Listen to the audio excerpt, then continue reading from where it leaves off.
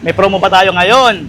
Yes, meron kaming PNB promo ngayon na 0% interest, 0 down payment, pang third month pa ninyo kailangan magbayad. May maganda kayong unit dito at napakagandang kulay, di ba? Kasi nung nakaraan may iba tayong bilag, di ba? Yes, navy blue color ng Bastion Pony yung pinakita natin. Ito naman yung aming matcha green. So, para kung may papasok naman sa likod, itutupi lang to.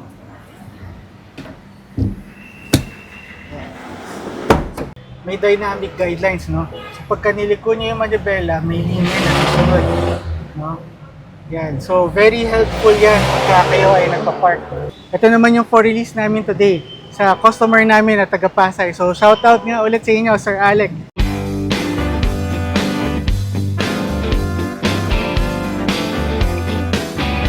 Isa magandang pinagpalang araw sa inyo aking mga ikot mo. Nagbabalik nga po pala ako dito sa may EB Supri.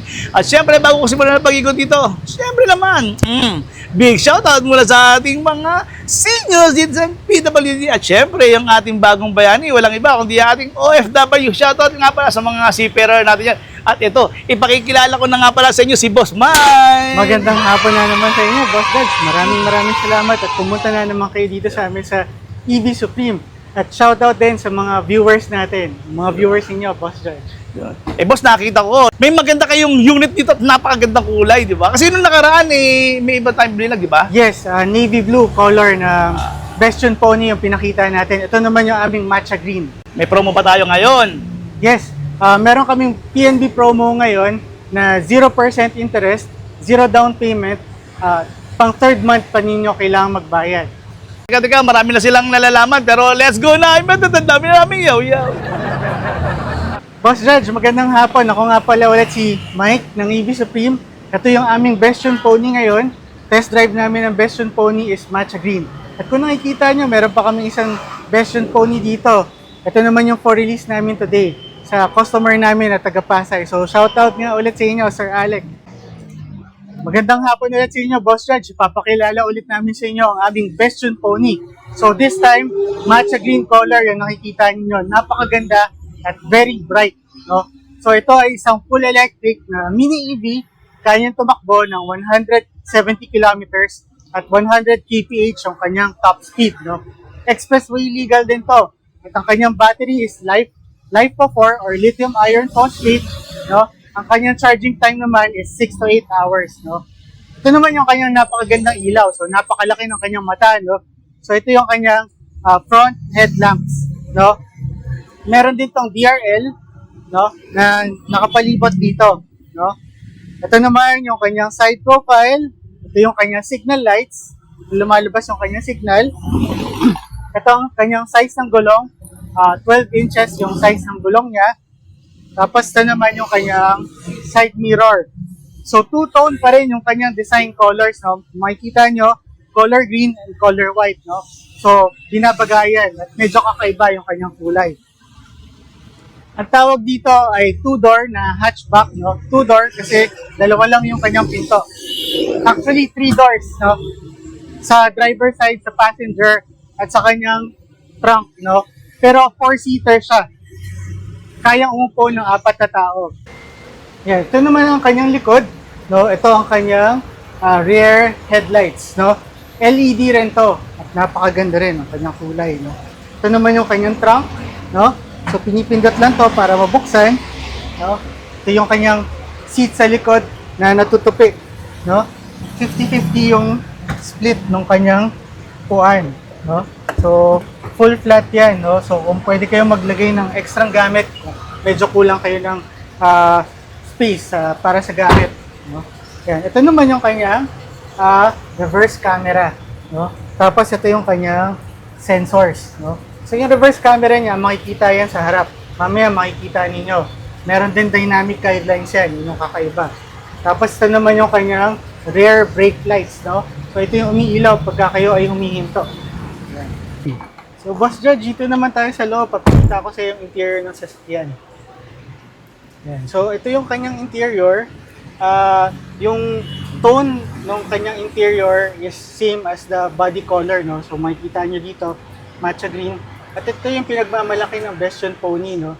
Medyo gamer style console, yung kanyang mga buttons, para siyang Nintendo, no? So, parang mga gamepads dyan. Pero actually, ito yung radyo. Ito naman yung hook, sabitan ng mga extra gamit, no? Mga bag or mga mga carriers. No? Tapos ito yung kanyang aircon. Yan, ito yung switch ng kanyang aircon, no? Ito yung temperature, ito yung fan, at ito yung sa vent. Ito naman yung kanyang drive modes, no? So dito siniswitch pagka i-reverse, pagka i-drive, at pagka neutral. Tapos ito naman yung kanyang sa Windows, no? Tapos meron tayong hidden dito, no? So ito yung kanyang parang Lego console, Lego panel, na meron siyang extra 12 volt socket dito. No? So pwede kayong magdagdag ng accessories, like for example, infotainment screen, CarPlay, or pwede rin mga speaker, no? So pwedeng nakalagay dyan. Tapos meron pa tayong nakatagong feature dito na USB, no? Sa kanyang rear view mirror, no? Yung iba nilalagyan ng extra dashcam dyan. Yan. Tapos ito naman yung kanyang hazard button, ito yung kanyang map lights, no? Tapos ito yung kanyang manibela. Yan. Napakasimpleng i-operate ng Bestion Pony. Ito naman yung kanyang controls para sa wipers niya. Dito naman yung controls para sa signal lights, no? Sa mga ilaw dito. Yan siya kinokontrol. Tapos dito, ito yung kanyang headlight leveling, no? Na knobs, no? So pwede nyo itaas tsaka ibaba yung ilaw mismo. Tapos ito yung kanyang tire pressure monitoring na button, no? Tapos ito yung kanyang eco mode tsaka sport mode, no? So yung eco mode niya up to 80 kph. Kung gusto niyo mas mabilis yung arangkada, switch nyo lang, pipindutin nyo lang to para mag sport mode. Ito naman ang susi ng ating Bestion Pony, no? So yan, naka-hide yan. Yan, so ganyan siya i-operate. So gaganon mo lang siya, wala kang maririnig na tunog. Hindi siya parang typical na sasakyan, no? Tapos ito para mabuksan ng kanyang aircon. Yan. Tapos ito naman yung kanyang center console. So dito makikita yung remaining percentage ng battery niya, kung gaano na karami yung naitakbo, tapos kung gaano yung power consumption niya, ilang kilowatts, no? Tapos kung ilan yung remaining na range niya. So lahat makikita dito. Kasi yung sinasabi ko sa inyo kanina na reverse camera, so pagka nilagay nyo ito sa reverse, yan, so makikita nyo yung nasa likod, no? So bibira lang yung mga mini EV na ganito kamura na merong ganyang reverse camera na features. At yung maganda pa dyan, may dynamic guidelines, no? So pagka niliko nyo yung manibela, may linya na susunod, no? Yan, so very helpful yan pagka kayo ay nagpa-park. So napakaganda. Yan. Tapos ito naman yung kanyang upuan, fabric seat siya, no? Na two-tone din, no? Napakaganda, matching the interior colors, no? Gray and white, no? So medyo sporty rin yung dating. Tapos ito naman yung kanyang handbrakes, no? So parang normal na kotse, so pipindutin lang, iaangat. Tapos ito naman yung kanyang visor, no? Dito may mirror dito. Dito may vanity mirror dito.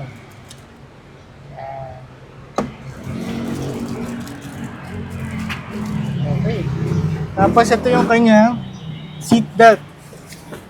Kung mapapansin niyo, medyo malalim yung seat belt niya, no? Bakit?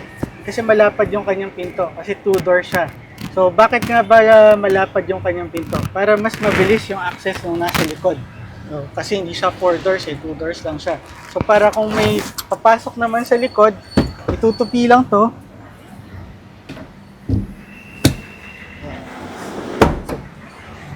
So, nandito na yung access sa likod. Yan. So, 4-seater siya, no? Nakatupi lang tong isa nandito para kung kailangan extra na space, no? Yan. So, yung likod niya tamang space.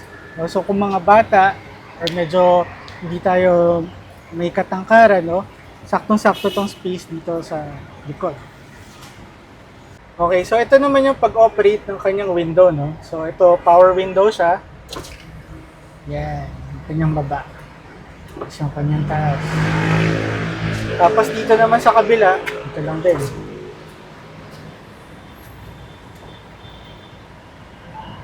Yan. Tapos, May speakers nga pala to, Boss Judge. Dito lumalabas yung kanyang sounds, no?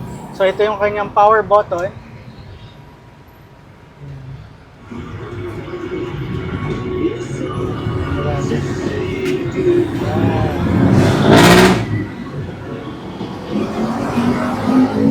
Tapos naka-auto door lock na rin to, Boss Judge, no? So pagka kayo ay pumasok, tapos umandar tayo, kusa na maglalak yung kanyang pinto.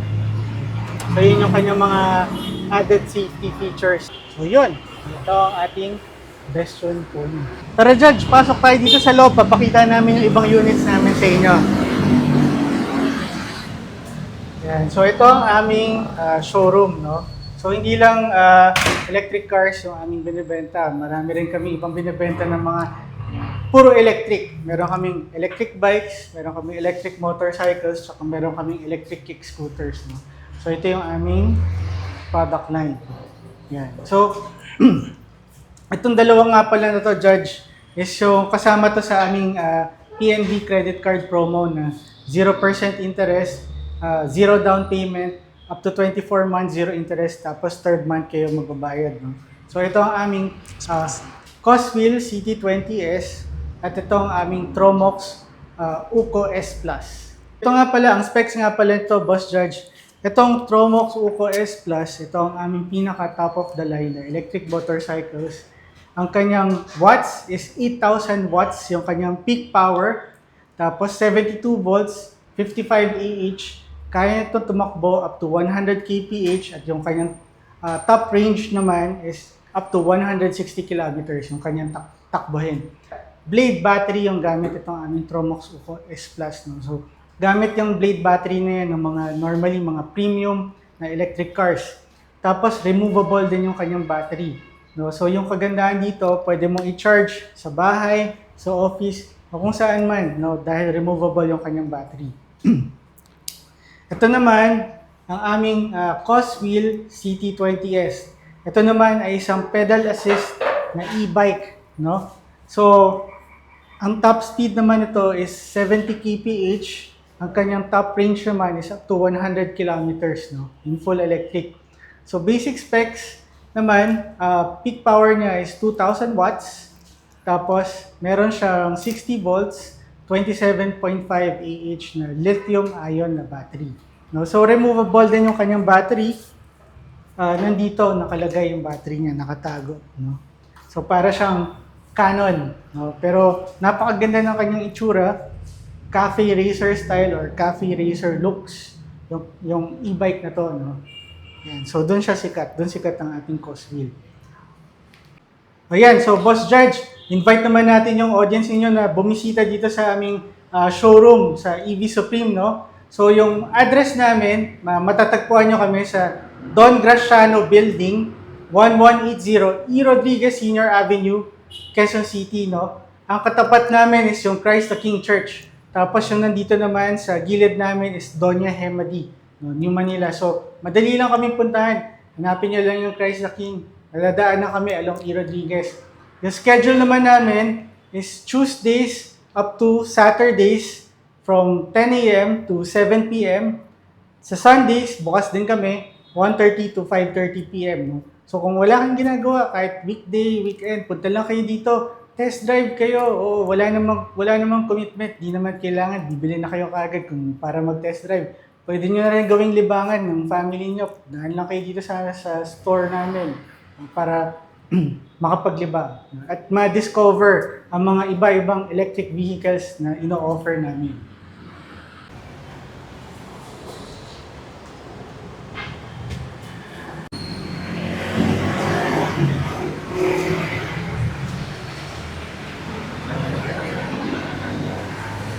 Ayan, ito nga pala, Boss Judge, si Eliza, ang aming store attendant. No? So kung meron kayong kailangan, may inquiries kayo, may katanungan kayo, punta lang kayo dito, hanapin nyo lang si Eliza, or pwede rin kayo mag-chat sa Facebook page namin. No? So kahit anong katanungan, sasagot yan si Eliza sa lahat ng tanong ninyo.